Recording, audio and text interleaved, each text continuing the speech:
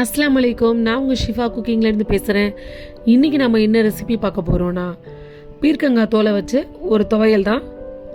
பீர்க்கங்காவை மட்டும் யூஸ் பண்ணிட்டு எப்போவுமே தோலை கீழே போட்டுட்ருக்கீங்களா, அதை வச்சு சூப்பரான ஒரு துவையல். வாங்க எப்படி செய்யுதுன்னு சொல்கிறேன். ஒரு பேனில் ஒரு ஸ்பூன் எண்ணெய் சேர்த்துக்கிறேன்.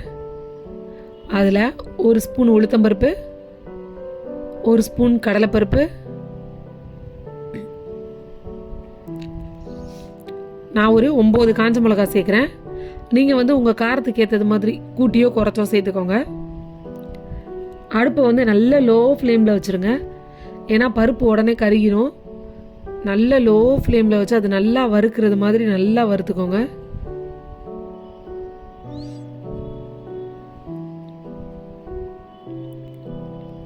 பாருங்கள், பருப்புலாம் நல்லா கலர் மாறி வந்துருச்சு.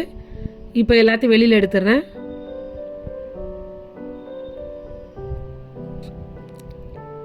இப்போ அதே பேனில் நான் தோல் சீவி வச்சுருக்கோம் இல்லையா, பீக்கங்காய் தோல், அது ரொம்ப நீளமாக இருந்துச்சு. நான் கொஞ்சம் 2 கட் பண்ணி வச்சுருக்கேன். நீங்கள் சின்ன சின்னதாக வேணாலும் கட் பண்ணிக்கோங்க, ஏன்னா ரொம்ப நீளமாக இருந்தால் நம்மளால் வதக்க முடியாது.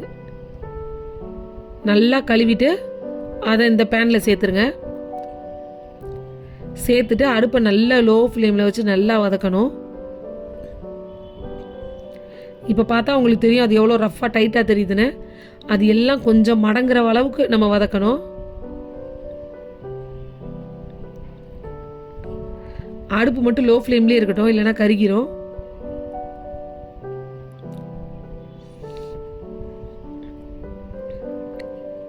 நீங்கள் பீக்கங்காய் எடுத்து சமைக்கும் போதே அதை நீங்கள் கூட்டோ பொரியலோ பண்ணிவிட்டு அந்த தோலை வச்சு ஒரு துவையல் பண்ணிடலாம். ஒரே நாளில் ஒரு பீக்கங்காய் வச்சு நீங்கள் 2 சைட் டிஷ் பண்ணிடலாம்.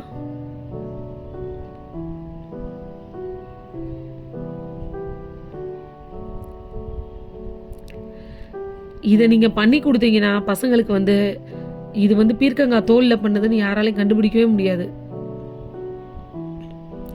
ஏதோ நீங்கள் புதினா துவையல் பண்ணியிருக்கீங்கன்னு தான் மற்றவங்க நினைப்பாங்க.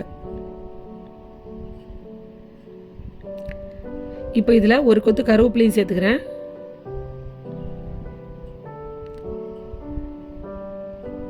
நல்லா கிண்டி விட்டு தோலை நல்லா வதக்கி விடுங்க.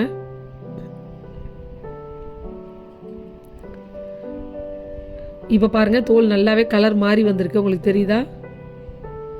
அது நல்லா வெந்து கலர் மாறி வந்துருச்சு பாருங்கள்.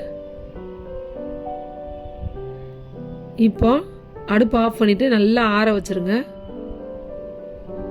நல்லா ஆறினா தான் நம்மளால் அரைக்க முடியும்.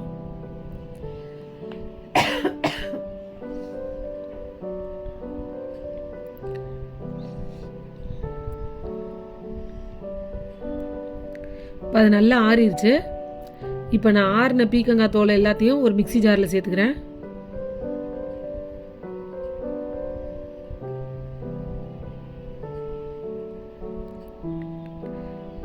தோல் எல்லாத்தையும் சேர்த்துட்டு நம்ம வறுத்து வச்சுருக்கோம் இல்லையா, கடலைப்பருப்பு, உளுந்தம்பருப்பு, காஞ்ச மிளகா, அதையும் இது கூட சேர்த்துடலாம்.